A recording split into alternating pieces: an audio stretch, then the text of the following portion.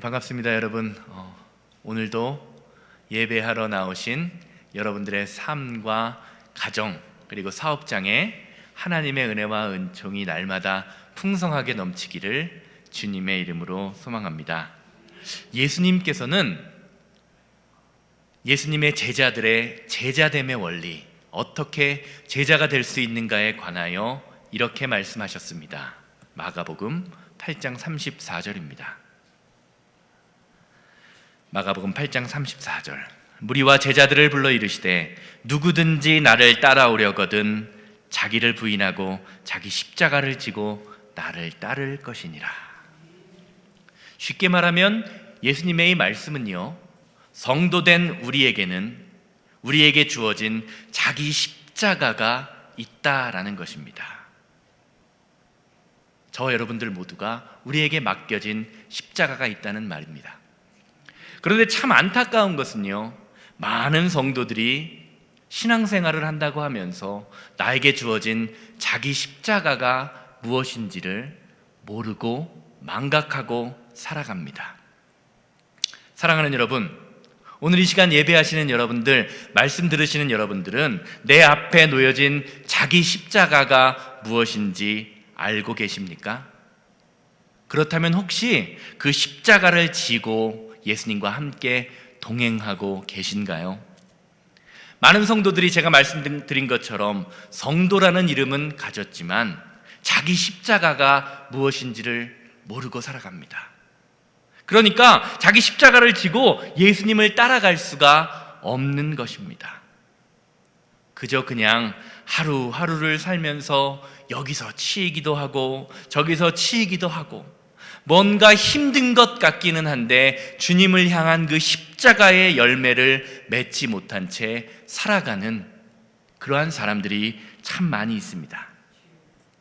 저는 지난 한 주간 수요일부터 시작된 사순절을 묵상하면서 사순절과 부활절까지 이어지는 그 7번의 주일 동안 예수님의 십자가와 성도, 그리스도인의 관계에 관하여 묵상하고 싶은 생각이 들었습니다. 왜냐하면 예수님이 지고 가신 그 십자가라는 것은요, 우리가 짊어지고 가야 할 우리의 십자가, 예수님이 말씀하신 자기의 십자가를 보여주는 것이기 때문입니다.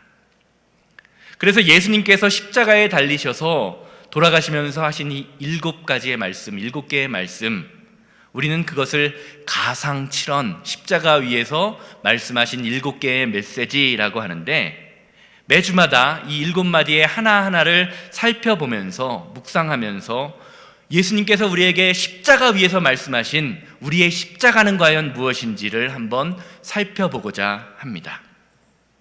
2세기의 철학자 케케로라는 철학자는요, 십자가는 세상에서 가장 잔인하고 무서운 형벌이다라고 말했습니다. 왜냐하면 사람을 실컷 두들겨 패놓고요, 양 손목과 발목에 커다란 대못을 박아 햇빛에 말려 죽이는 것, 그것이 바로 십자가의 형벌이었기 때문입니다. 그래서 예수님도 성도의 삶에 놓여진 십자가, 그 십자가를 지기 위해서는요, 반드시 나 자신의 자아를 내려놓는 자기 부인이 있어야 한다라고 말씀하셨습니다. 그리고 예수님도 십자가에 달려 돌아가시기 전날 밤에 주님 앞에 피눈물을 흘리면서 이렇게 고백하십니다. 누가복음 22장 42절입니다. 이르시되 아버지여, 만일 아버지의 뜻이거든 이 잔을 내게서 옮기소서. 그러나 내 원대로 마옵시고 아버지의 원대로 되기를 원하나이다. 이게 무슨 말입니까? 사실 예수님께서도요, 십자가를 감당하고 싶지 않은 자신의 뜻, 자기의 생각과 자기의 마음이 있었습니다. 그러나 예수님이 십자가를 지기 원하시는 그 하나님의 뜻을 알았기에 그 하나님의 말씀 앞에서 기도하며 기꺼이 순종의 길을 나아가신 것입니다. 사랑하는 여러분, 십자가를 진다는 것, 자기 십자가를 진다는 것은요, 내 뜻대로, 내 생각대로 살아가는 것이 아니라 하나님의 말씀에 순종하는 것입니다. 다시 말하면 저와 여러분들의 삶에 하나님의 뜻대로 되기 원하는 마음이 없이는요, 절대로 내 앞에 놓인 자기 십자가를 질 수 없다는 말입니다. 사랑하는 여러분, 이제 왜 이 시대의 많은 성도들이 성도라는 이름은 가졌지만 자기의 십자가가 무엇인지 모른 채 살아가고 계시는지 이해가 되십니까? 자신의 뜻을 포기하고 하나님의 뜻을 따라 십자가를 지셨던 예수님은요, 십자가 위에서 저와 여러분들을 향한 하나님의 그 사랑, 하나님의 은혜를 완성시키셨습니다. 그리고 이제는 저와 여러분들을 향해서 주님 앞에 주어진 자기의 십자가를 지고 나아갈 것을 요청하고 계시는 것입니다. 그 첫 번째 말씀이 바로 오늘 우리가 함께 읽은 누가복음 23장 34절 말씀입니다. 이에 예수께서 이르시되 아버지 저들을 사하여 주옵소서 자기들이 하는 것을 알지 못함이니이다 하시더라. 그들이 그의 옷을 나누어 제비를 뽑을세.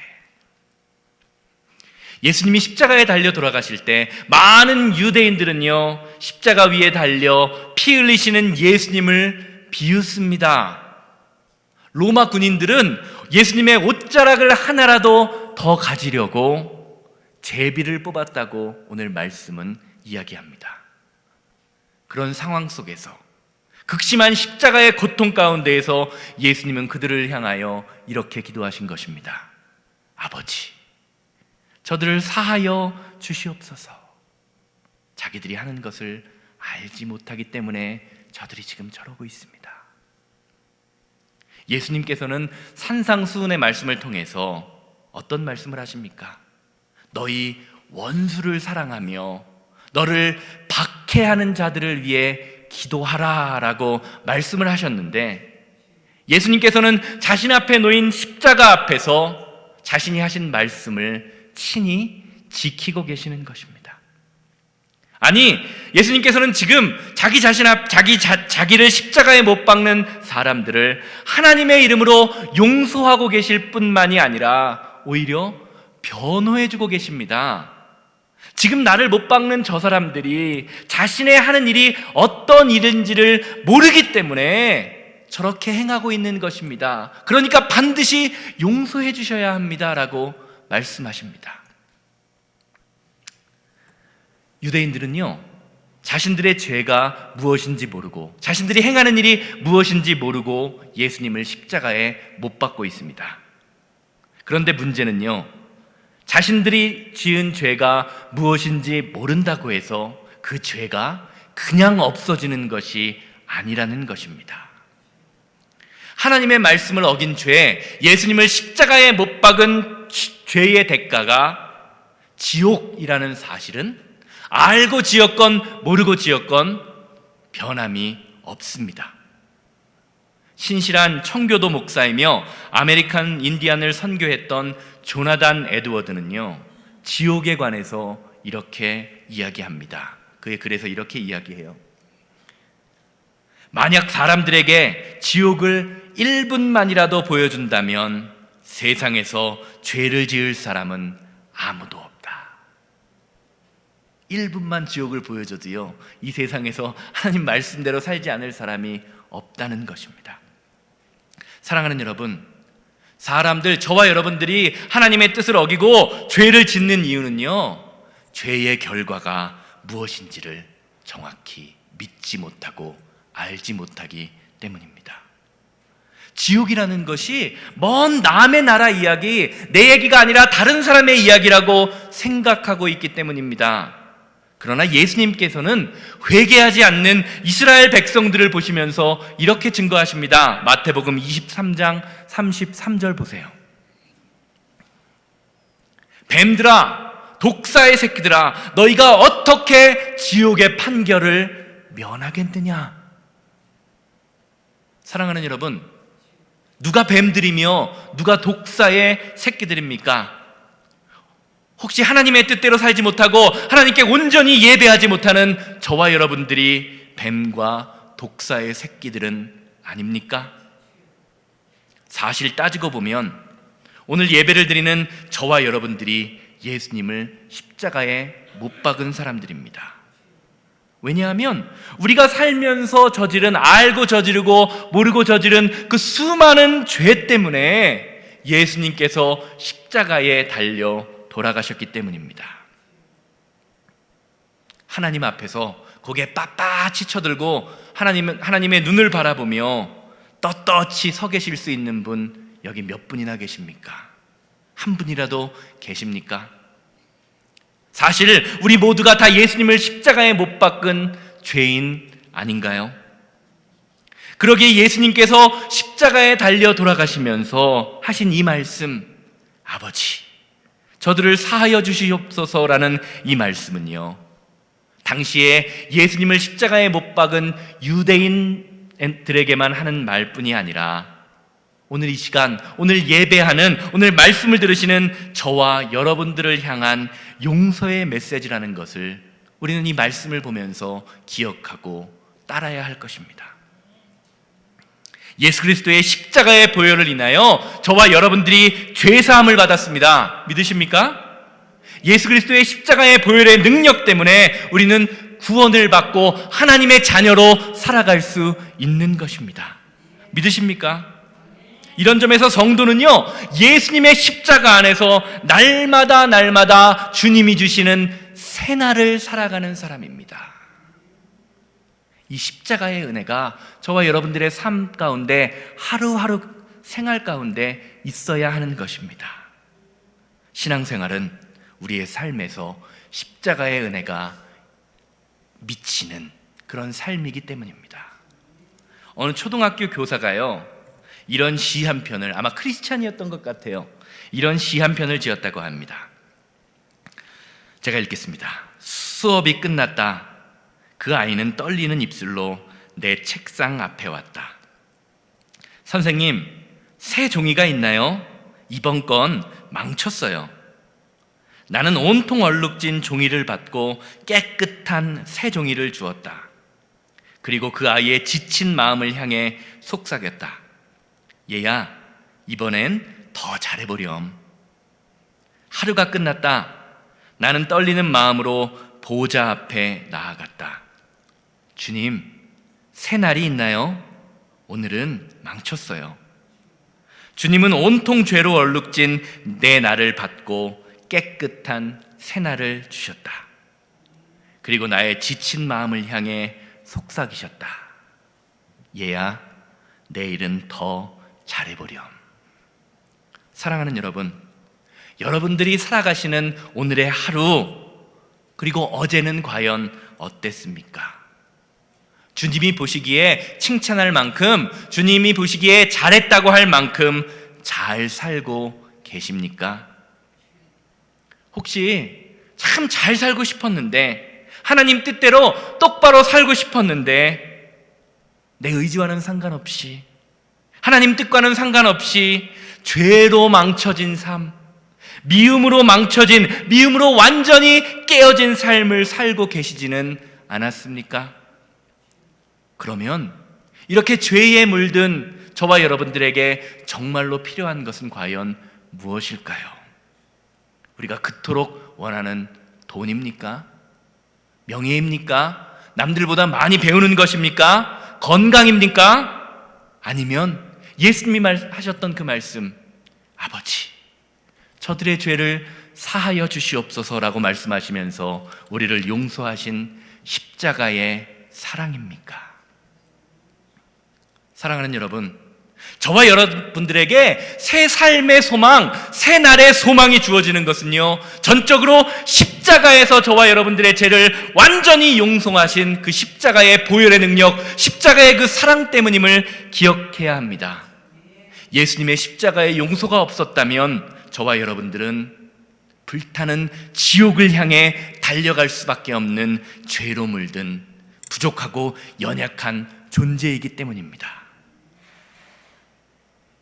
예수님의 십자가가 없는 삶, 예수님의 보혈의 능력이 없는 삶은요, 아무리 대단해 보여도 결국은 마지막은 지옥입니다. 그것이 바로 오늘 말씀을 통하여 예수님이 저와 여러분들에게 주신 약속의 말씀인 것입니다. 자, 그렇다면 오늘 말씀을 통해서 예수님이 우리에게 알려주시는 우리가 지고 가야 할 우리의 십자가, 자기 십자가는 과연 무엇일까요? 그것은 바로 우리를 용서하신 예수님의 그 사랑으로 우리도 다른 사람을 용서해야 한다는 것입니다. 바로 용서의 십자가라는 것이죠. 사순절 기간 동안 우리는 성도로서 용서의 십자가를 지고 용서의 훈련을 해야 한다는 말입니다.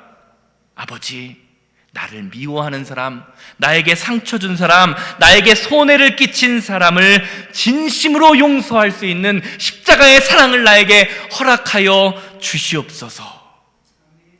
이 마음이 저와 여러분들의 삶에 필요한 것입니다. 왜냐하면 예수님께서 십자가 위에서 그 보혈의 능력을, 십자가에서 보혈을 흘리심으로 말미암아 저와 여러분들을 완전히 100% 용서하셨기 때문입니다. 저 한번 봐주시기 바랍니다. 얼굴 한번 봐주세요. 성도님들 눈을 좀 마주쳐 보게요. 혹시 여러분 사람 미워해 보셨나요? 한 번도 미워해 보시지 않은 것 같은데 그래도 가끔 미운 마음 들 때가 있잖아요. 그렇죠? 사람 미워할 때 그 마음이 어떠시던가요? 아주 그냥 마음이 행복하고 찬양이 입술에서 절로 나오죠?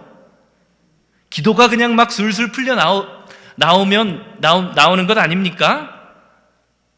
아니죠. 성도에게요, 용서하지 못하는 마음은요, 정말로 무서운 마음입니다. 성도가 사람을 미워하게 되면요, 기도가 끊깁니다. 찬양이 끊깁니다. 예배의 자리에 있어도 예배가 드려지지 않습니다. 아무리 은혜로운 말씀을 들어도 은혜롭게 들리지 않습니다. 이뿐만이 아닙니다. 미워하는 마음이 가득한 사람에게는 아무리 아름다운 바다를 보여줘도, 아무리 멋진 풍경을 보여줘도 그것이 전혀 아름답게 느껴지지 않습니다. 내가 미워하는 사람의 모든 말, 우리가 전문 용어로는 꼬라지라고 하죠. 꼬라지. 그 인간의 꼬라지가 다 싫습니다. 왜 그렇습니까? 사람을 미워하게 되면요, 그 미워하는 감정이 이성을 지배하기 때문입니다. 사랑하는 여러분, 성도는요, 감정에 지배되는 사람이 아닙니다. 성도는 하나님의 말씀에 지배되는 사람입니다. 그렇게 우리는요, 내 형제를 사랑하라, 내 이웃을 사랑하라, 내 원수까지도 사랑하는 예수님의 말씀에 지배되어 살아야 합니다.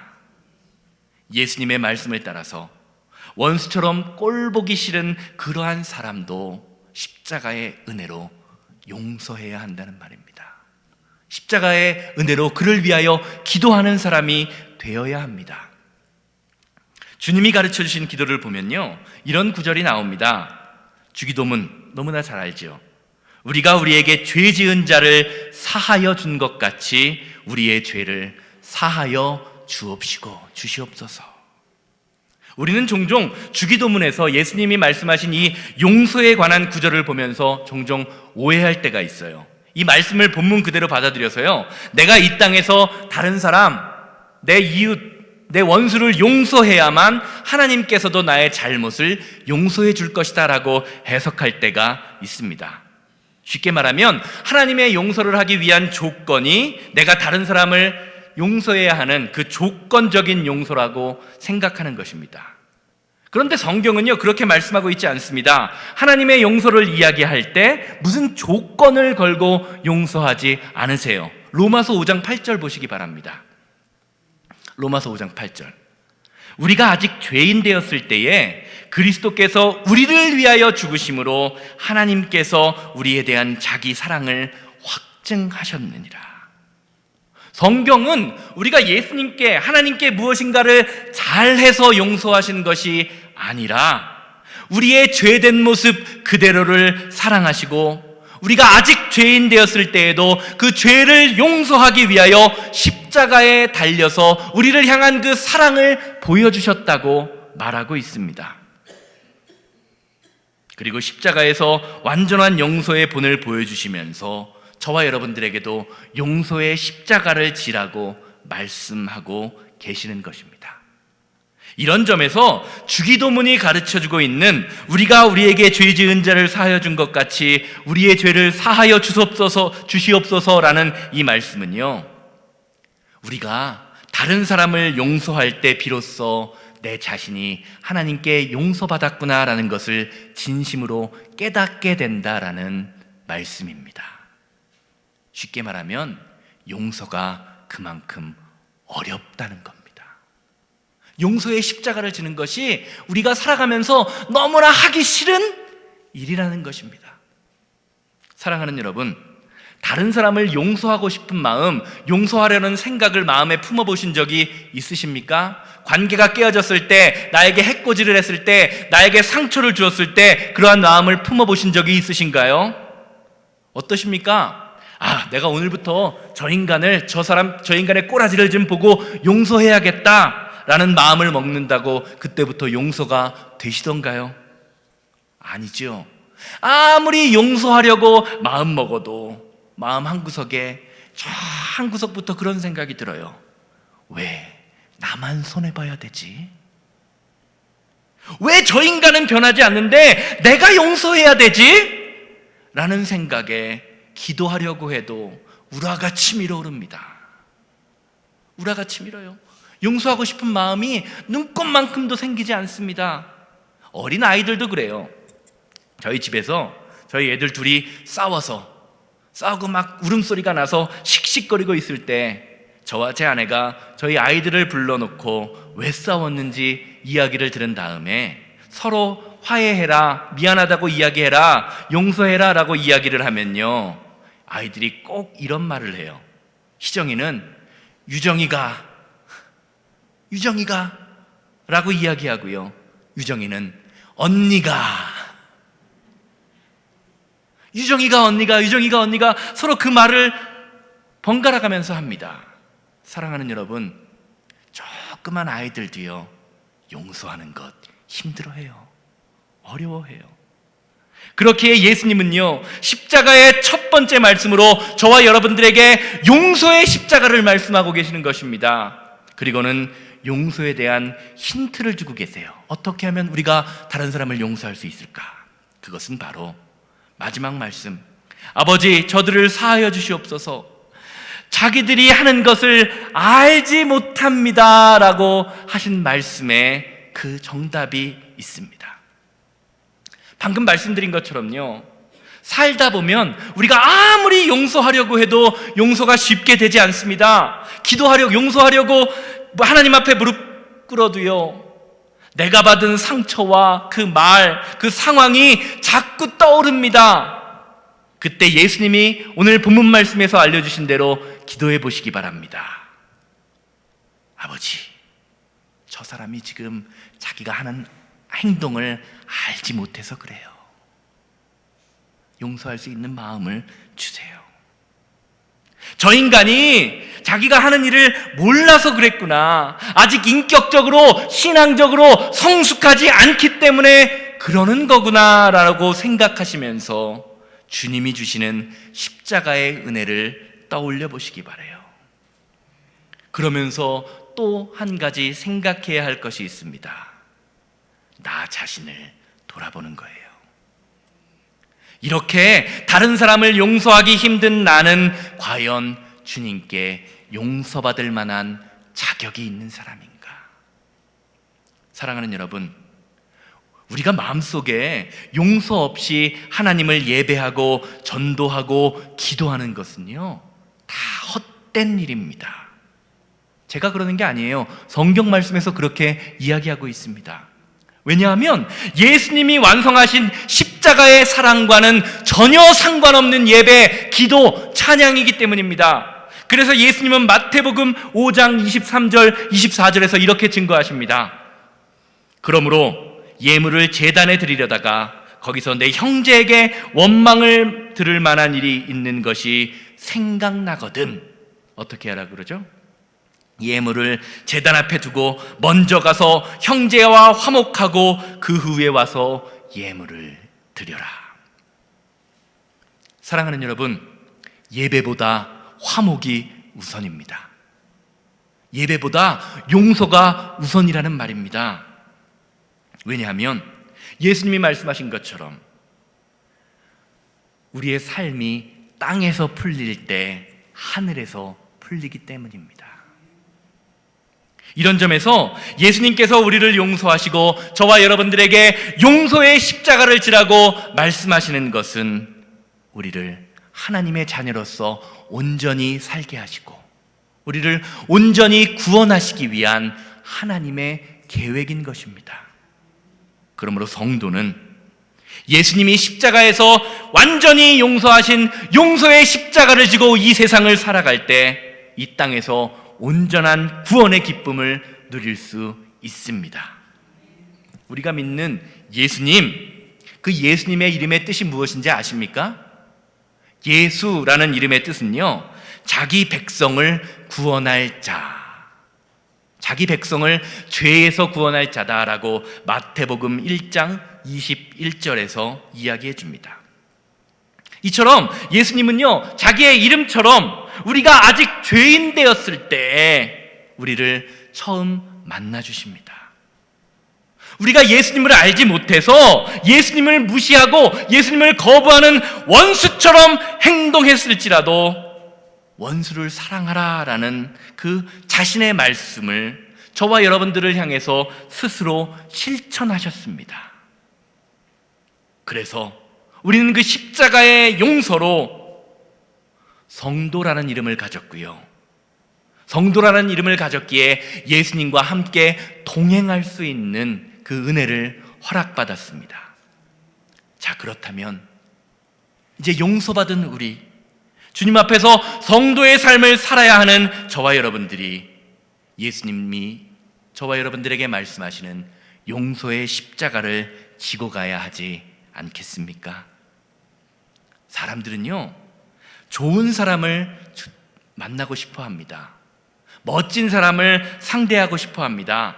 아름답고 선하고 착한 사람을 만나고 싶어 합니다. 교회에서도 어떻습니까? 사람들이 내가 좋아하는 사람, 내가 만나고 싶어 하는 사람과 어울리고 싶어 합니다. 그렇죠?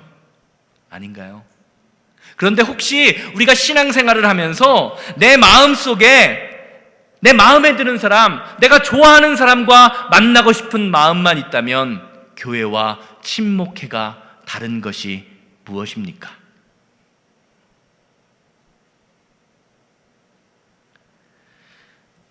친목회는요, 내가 떠나고 싶으면 언제든지 떠날 수 있어요. 그냥 떠나면 그만입니다. 그래서 많은 사람들이 교회를 친목회처럼 내가 만나고 싶은 사람, 내가 좋아하는 사람을 상대하다 보니까 어떻습니까? 마음에 안 드는 상황이나 마음에 안 드는 사람이 발견되면 그냥 교회를 미련 없이 떠납니다. 지난주까지 잘 다녔다가 이번 주에 싸우고 나면 다음 주에 안 나와 버립니다. 그러면서 이렇게 이야기하죠. 나는 상처받기 싫습니다. 저 사람이 나에게 상처를 주었습니다. 사랑하는 여러분, 교회는요, 친목회가 아닙니다. 반대로 내 마음을 어렵게 하고 상처 주고 나를 정죄하는 사람과 관계가 회복되는 사랑을 쌓아가는 사랑의 공동체요, 용서의 공동체가 바로 교회입니다. 이 사실을 믿음으로 바라볼 때요, 다른 사람을 보는 눈이 달라져요. 내게 상처 주고 있는 사람, 과거에 내게 상처 주었던 사람, 내 마음을 후벼파며 아프게 하는 사람이요, 더 이상 나를 힘들게 하고 스트레스를 주는 그런 사람이 아니라 원수를 사랑하라라는 그 예수님의 말씀을 실천하게 만드는 도전의 대상이 됩니다. 용서의 십자가가 있을 때 그렇다는 거예요. 나에게 스트레스를 주는 사람이 아니라 나에게 하나님의 말씀을 지켜 축복을 더하게 하는 축복의 대상으로 변하게 된다는 말입니다, 여러분. 옆 사람 보고 한번 말씀해 보시기 바랍니다. 사랑합니다. 당신은 축복의 통로입니다. 당신은 축복의 통로입니다. 왜 그렇습니까? 지금 옆에 있는 분이 아주 관계가 좋은 것 같고 사랑하고 있는 것 같지만 때로는요, 옆에 있는 사람의 말 한마디 때문에 내 마음이 상처받을 때가 있어요. 오해 때문에, 어떤 행동 때문에 상처받을 때가 있다는 것입니다. 사랑하는 여러분, 예수님이 십자가에 달려 돌아가시면서 했던 그 첫 번째 고백, 아버지여 저들을 사하여 주시옵소서, 자기들이 하는 것을 알지 못함이니이다 라는 이 고백이요, 저와 여러분들의 고백, 그리고 새생명교회의 고백이 되기를 주님의 이름으로 기대합니다. 그러면 우리 교회가요, 이 용서의 십자가를 지고 살아가는 우리 새생명교회가 미움 없는 교회, 상처 없는 교회, 다툼 없는 교회를 넘어서 용서가 넘치는 교회, 회복이 있는 교회, 다른 사람에게 새 생명을 전파하는 능력 있는 교회로 거듭나게 될 것입니다. 이런 교회에서 신앙생활 한번 해보고 싶지 않으십니까? 저는 그런 교회를 만들고 그런 교회를 세우는 꿈을 가지고 있습니다. 결론적으로 말씀드리겠습니다. 오늘 말씀을 준비하면서 저 스스로에게 이런 질문을 던져봤습니다. 과연 나는 나에게 상처 주었던 사람을 다 용서했는가? 나를 아프게 하고 나를 비난했던 사람을 용서하고 있는가? 여러분 어떠십니까? 여러분은 여러분에게 용서 주었던 사람을 다 용서하셨습니까? 용서하려고 마음 먹고 계십니까? 여러분에게 상처 주었던 사람을 용서하는 용서의 십자가가 이루어지고 계십니까? 이 질문을 던져보니까 그래도 감사하게도 별로 생각나는 게 없더라고요. 마음 한구석에 있을지 모르지만. 어떻습니까? 제 얼굴이 미워하는 사람의 얼굴 같습니까? 그냥 화가 나서 다른 사람을 그냥 미워하는 사람의 얼굴 같으십니까? 목사의 얼굴에서 그런 얼굴이 나타나면 안 되잖아요. 그래도 혹시 몰라서 말씀을 준비하면서 이런 기도를 드렸어요. 주님, 혹시 제 마음속에 아직도 내가 알게 모르게 용서하지 못하는 사람, 풀지 못한 상처가 있다면 주님, 예수 그리스도의 용서의 십자가, 그 사랑의 십자가로 다 풀어주세요. 그렇게 기도했습니다. 오늘 이 시간 여러분들의 입술에도요, 그런 기도가 나오기를 주님의 이름으로 소망합니다. 혹시 남편이나 아내, 자식 때문에 고통받고 계십니까? 조용히 골방에 들어가서 예수님이 하셨던 기도를 드리시기 바랍니다. 아버지, 저들의 죄를 사하여 주시옵소서. 저들이 자기들이 하는 것을 알지 못해서 그래요. 혹시 마음속에 아직도 풀리지 않은 관계나 사람이 있으십니까? 다시 한번 골방에 들어가서 예수님께 똑같은 기도를 드려보세요. 주님, 저들을 사하여 주시옵소서. 나도 용서하겠습니다. 용서하고 싶은 마음이 들지 않지만 주님, 용서할 수 있는 마음을 내 마음속에 허락하여 주시옵소서. 사랑하는 여러분, 나에게 상처를 주고 힘들게 하는 사람을 미워하면서 살던 그 미움의 감옥에서 벗어나시기 바랍니다. 용서는요, 다른 사람을 위해서 하는 것이 아닙니다. 나 자신을 위해서 하는 겁니다. 용서하지 못하는 사람의 마음이 어떻습니까? 마음이 병듭니다. 우리말로는 화병이 들어요. 우울증이 생깁니다. 결국엔 그것이 원인이 되어 나의 삶을 망치고 나의 건강을 망치게 됩니다. 예수님이 드리는 용서의 기도를 내 입술에서 똑같이 드릴 때 우리 안에 있는 미움의 담, 상처의 아픔이 허물어지게 되는 것을 경험하게 될 것입니다. 이것이 예수님이 지신 용서의 십자가, 그 사랑의 십자가의 능력입니다. 사순절은요, 용서의 절기입니다. 우리 마음 안에 용서의 십자가가 세워질 때 우리는 만나기 싫던 사람도 기쁨으로 만나서 대화하게 될 것이고, 듣기 싫던 사람, 꼬라지가 보기 싫던 사람의 목소리도 듣고 싶은 사람의 목소리로 듣게 되는 그 변화의 능력이 이번 사순절을 통해서 저와 여러분들 그리고 우리 교회에 일어나게 될 것입니다. 용서의 십자가, 사랑의 십자가로 인하여 용서가 회복되고 사랑이 회복되고 우리의 인생이 회복되는 그 교회와 성도들이 바로 저와 여러분들입니다. 기도하시겠습니다.